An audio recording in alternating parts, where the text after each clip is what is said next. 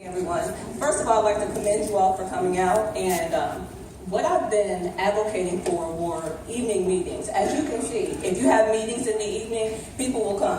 Let me introduce myself to the public. My name is Kelli Prather. I am a social justice and civil rights activist, and a part of justice is economic justice. Not only am I representing the vulnerable communities, I'm also representing the minority business community that has been disproportionately disenfranchised. And the city of Cincinnati is partially culpable. One thing I want to reflect on is what Council Member Charlie Winburn said, is that just because, Wendell Young said this, just because you're pro-black does not mean that you're anti-white or racist. I am unapologetically black.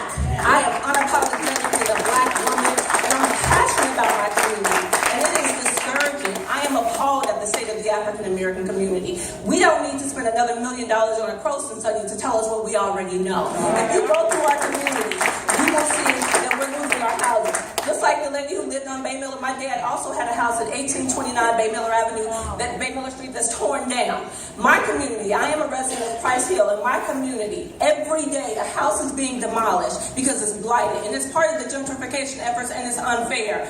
The question at hand today is, where is our money? I'll tell you where our money is. I have a copy of $187 million in funds that went through the Department of Community and Economic Development Department that didn't go through any committee on City Council. And I'm wondering, how the hell did this happen?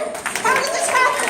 When I petitioned City Council about $1 million that I lost as a result of the gentrification effort, I was redirected to the Economics Inclusion Department that told me funds would not be available for another 6 months. However, I got information on a meeting for notice of funds availability, and they were offering millions of dollars to contractors. As a matter of fact, $6 million to developers to build in my community where houses were being torn down.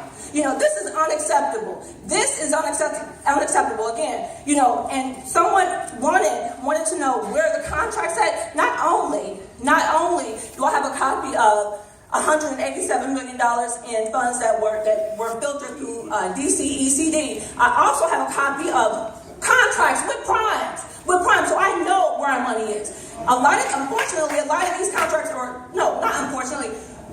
honestly, a lot of these contracts are not black contractors.